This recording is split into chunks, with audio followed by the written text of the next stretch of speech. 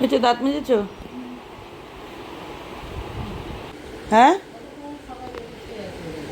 এইখানেই শোয়, এইখানেই ওঠে। আর স্কুল যাওয়ার সময় যুদ্ধ বাদে যুদ্ধ, ওটরে ওটরে।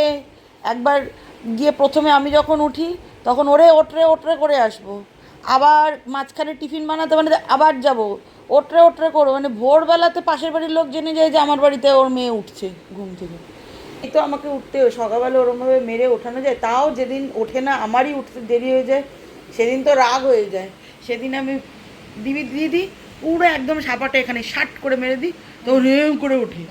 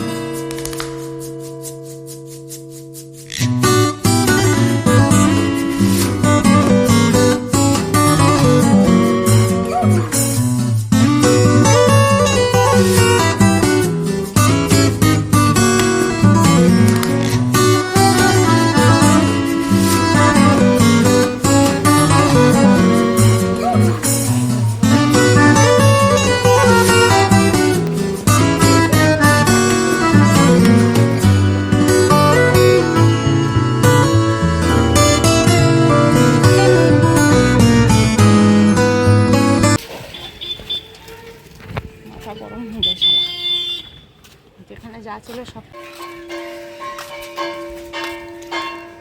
আমি আর মাতাজি এসছি বাজারে।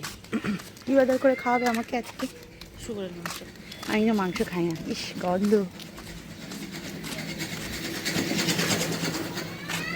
তোমার ছোটো মেয়েটাকে বললাম একদিন আয়, তিনজনে মিলে একটু মনের সুখে বাজার করি, করে একটু রান্না বান্না করে খাই। দেখলে তো, এইবার তো বোঝো কে আপন কে পর, বোঝো বোঝো। যাই হোক, বাবাকে বাড়িতে খাইয়ে দাইয়ে দিয়ে এসছি, আজকে বাজারে এসছি, দেখা যাক কী বাজার করা যায়। সময়ের সাথে সাথে সমস্ত কিছুই কিন্তু একটা সময়ের পরে পাল্টিয়েই যায়। আমরা যখন ছোট ছিলাম তখন 4 নম্বর বাজারটা খুবই ছোটোভাবেই বসতো। চাকদা মনীন্দ্রহাট বাজার, যেটা মানে চাকদা বাজার আমাদের, সেখানেই বড় বড় মাছ সবজি পাতি সবাই যেত, সেখানেই বাজার করতো। মানে এখানে হয়তো ওই টুকটাক জিনিস নিতে আসতো, কিন্তু এখন এই 4 নম্বর বাজারটাই অনেক বড় বাজার হয়ে গেছে। তো এখন এখানে অনেক রকমের মাছের ভ্যারাইটি আছে, সবজির ভ্যারাইটি আছে, তারপরে অনেক মানুষজনের ভিড়ও রয়েছে। আগে যারা চাকদা বাজারে বাজার করতে যেত, এখন তারা আসে 4 নম্বরে বাজার করতে। তো 4 নম্বর বাজারটা এত বড় হয়েছে দেখে বেশ ভালোই লাগছে। পরপর 2-3 খেপ হলো আমি যখনই চাকদায় এসেছি তখনই 4 নম্বর বাজার এসে একটুখানি ঘুরে যেতাম। আসলে এই বাজার করার নেশাটা না মিস্টার দাসী আমাকে লাগিয়েছে। ও বাজার করতে পারতো না ঠিকঠাক মতন, মানে আমার পছন্দের সবজিগুলো নিয়ে আসতো না। তো তখন আমি ওর সাথে বাজারে যেতে যেতে যেতে যেতে এখন মানে আমি নিজে বাজার করব, এই ব্যাপারটা আমার বেশ ভালো লাগে। তো মা যখন বাজারে আসছে আর আমাকেও রান্না করে খাওয়াবে বলল, তো তখন আমি মাকে বললাম তাহলে আমার পছন্দ মতনই মাছ নেবে, তাহলে চলো। আর বাবার তো এখন সব রকম মাছ বাবা খায় না, মাছই খাওয়া বারণ। ওই মাঝে সাঝে আর কি, যেদিন ডায়ালিসিস থাকে সেই দিন বা তার আগের দিনকে মাছ খাওয়ালো, এরকমভাবে বাবার চলে। তো বাবা বাদ দিয়ে আমি, অলিরানি, দিদুন আর মা, আমরা আমাদের এই কজনেরই আজকে মাছ নেওয়া হবে। তো প্রথমে ভাবছিলাম যে ওই বোয়াল মাছ নেব, আমাদের অন্ডালে আবার সাদা বোয়ালটা পাওয়া যায়, কালো বোয়ালটা খুব রেয়ার। কিন্তু তারপরে আবার দেখলাম যে এদিকে ট্যাংরা উঠেছে পেট মোটা, মানে পেটে ডিম ভরা আর কি। সেই ট্যাংরা মাছগুলোর বড়ি দিয়ে পাতলা পাতলা ঝোল খেতে অসাধারণ লাগে। তো ট্যাংরা মাছ নেওয়া হলো, অলিরানি আবার আবদার করে বলেছে চিংড়ি মাছ খাবে, তো তার জন্য আবার চিংড়ি মাছ নেওয়া হলো। মাছের ডিম নেওয়া হলো, মাছের ডিম আবার আমার খেতে খুব ভালো লাগে, মানে শুধু ভাতে আর কি। তো টুকিটাকি করে সবার পছন্দেরই জিনিস নেওয়া হয়ে গেছিলো। তো বাজার থেকে বেরোচ্ছি তখনই দেখছি যে একজনের কাছে চিতল মাছের মাছ রয়েছে আর কি।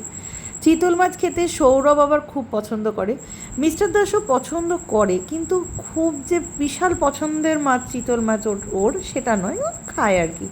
তো মা বললো যে দুই জামাইকেই যখন পাবো তাহলে একটুখানি চিতল মাছ নিয়ে যাই, দেখি চিতল মাছের মুইঠা বা চিতল মাছের রসা রসা যেটা একটা হবে। মিস্টার দাস আজকে তো রবিবার, মিস্টার দাস আমাকে নিতে আসছে, তো কাল হচ্ছে আমার বাড়ি যাওয়ার বাজনা বেজে যাওয়ার দিন। তো সেই কারণেই আর কি মিস্টার দাস আজকে আসবে। যদিও আজকে আমাদের বিকেলবেলায় অন্য একটা প্ল্যান বানিয়ে রেখেছি, যদি বৃষ্টি টিষ্টি না হয়, মিস্টার দাসের টাইম যদি একদম অন টাইমে যদি মিস্টার দাস চলে আসে তাহলেই সেই প্ল্যানটা সাকসেস হবে। তো এই সমস্ত কথা আমি পরে জানাচ্ছি কোথায় মানে কী প্ল্যান আমাদের। তো ওদিকে চিতল মাছটাও নেওয়া হয়ে গেল। এখন খুঁজছি হচ্ছে পুঁই শাক, কারণ ওই ট্যাংরা মাছ যেখানে বিক্রি হচ্ছিল সেখানে চিংড়ি মাছও নেওয়া হয়েছে। তো চিংড়ি মাছ দিয়ে পুঁই শাকের চচ্চড়ি খেতে মা খুব পছন্দ করে, আমিও পছন্দ করি পুঁই শাকটা খেতে, তবে ওই ছ্যাঁচড়া ওই মাছের তেল দিয়ে বা মাছের মুড়ো দিয়ে খেতেই ভালো লাগে। মা আবার পুঁই শাকটা চিংড়ি মাছ দিয়ে খেতে পছন্দ করে। তো এমনিতে তো বাবারও শাক টাক খাওয়া বারণ, তো সেই কারণে মায়ের এই সমস্ত খাবার এখন প্রায় উঠেই গেছে, মানে একার জন্য তো আর রান্না করতে ইচ্ছে করে না। তো মা বললো যে তুই যখন আছিস তাহলে চল আজকে একটুখানি ওই চিংড়ি মাছ দিয়ে পুঁই শাকের চচ্চড়ি করবো। তো আমি বললাম যে তাহলে করো। তো ওইদিকে মা একটুখানি পুঁই শাক নিচ্ছে, এরপরে মানে পুঁই শাক নিয়ে ভ্যানে উঠতে যাব, তখন দেখি হচ্ছে এই কাকু তালশাঁস বিক্রি করছে। তো আমাদের অন্ডালে তালশাঁস আমি প্রচুর খেয়েছি, দিদুন আর বাবা তালশাঁস এখনও অবধি খায়নি, তো সেই কারণেই আর কি একটুখানি তালশাঁস নিলাম। নতুন ফল তো আবার কবে একসাথে হব না হব সবাই তার ঠিক ঠিকানা নেই। সবথেকে বড় আমি চাকদা এলে পারে বাবা মাকে তো পাবোই, কিন্তু দিদুনকে পাওয়াটা মুশকিল, কারণ দিদুন সবসময় আসতে পারে না আর কি। তো সেই কারণেই তালশাঁস নিয়ে নিলাম, নিয়ে চাকদার আরেকটা জিনিসও খেয়ে বাড়ি যাব, সেটা হচ্ছে পরোটা।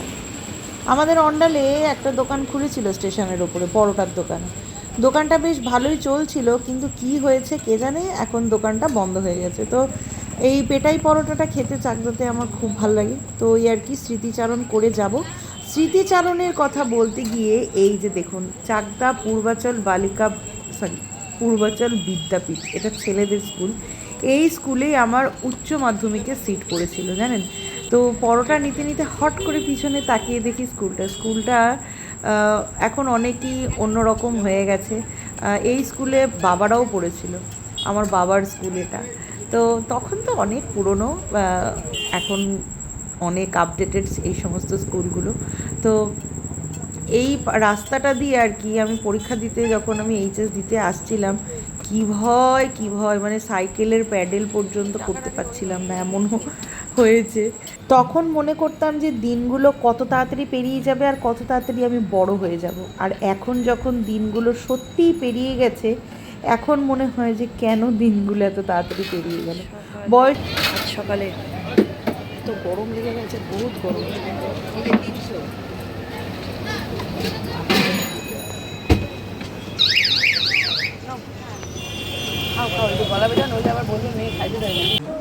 এখানে এসেও আমার শান্তি নেই, স্কুল অ্যাক্টিভিটি এখানে এসেও আমাকে করতে হবে।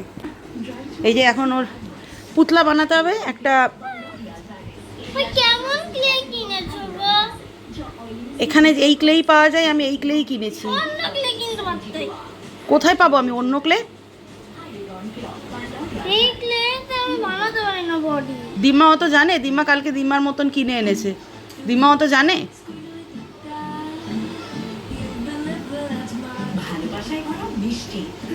না বানাও তো একটা ইয়ে মেয়ে, পারো ধরো, তুমি তো এত ট্যালেন্টেড, ধরো নাহলে মুখে লাগিয়ে রাখো।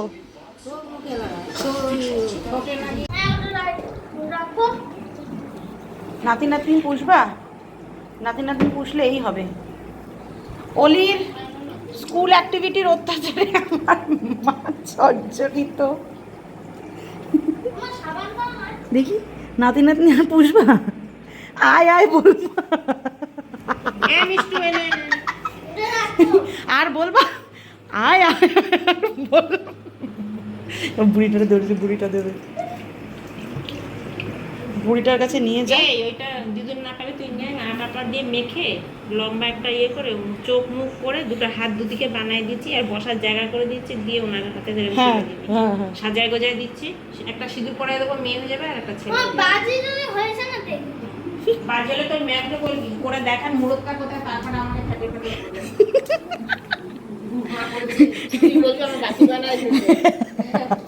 ফেলে দিয়ে ফেলে দেখো বাকি বানিয়ে দিয়েছে। তুই আমাকে দিলে দে, নাহলে ভাগ আটা নিয়ে যা।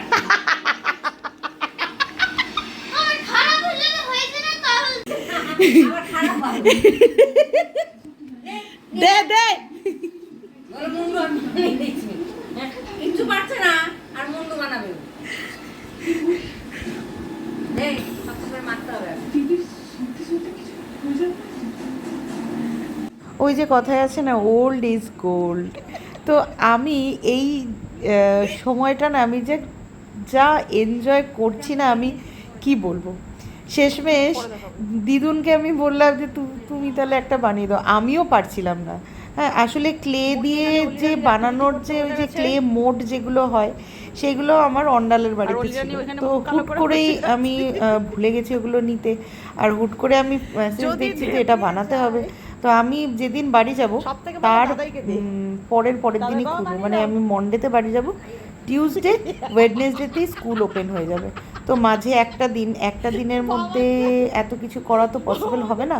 তো সেই কারণে এখান থেকে আমি পুতলাটাকে বানিয়ে নিয়ে যাব, তারপরে বাড়ি গিয়ে কালার টালার করে সাজিয়ে গুজিয়ে এক রাতের মধ্যে কমপ্লিট হয়ে যাবে। তো সেই কারণেই এখন এই ভিডিওগুলো না আমি সমস্ত কিছু গুগল স্টোরে রেখে দেবো, কারণ এইটা সত্যি খুব, মানে আমার খুবই মজা লেগেছে।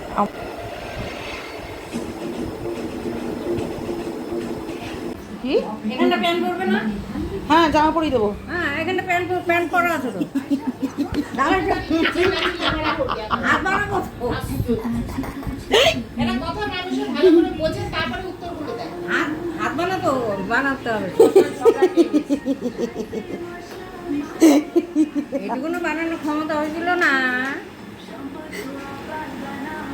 সবারটাই তো হবে, তোরটা একরকম ফেলে দেবে। দেখবে তুই কিরম বানিয়েছিস, দেখা হলো ব্যাস।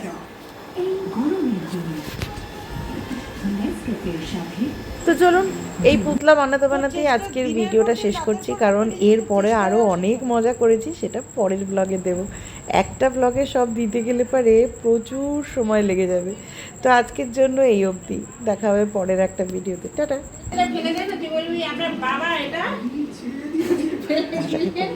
হ্যাঁ আপনার আপনাদের আমার বম্মা তৈরি করে দিয়েছে, আপনি ফেলে দিলেন, তার মানে আপনি এইরকম একটা বানিয়ে আমার যদি দেখাতে পারেন তবেই ফেলবেন। আমার বম্মা কত কিছু বানিয়েছে জানেন,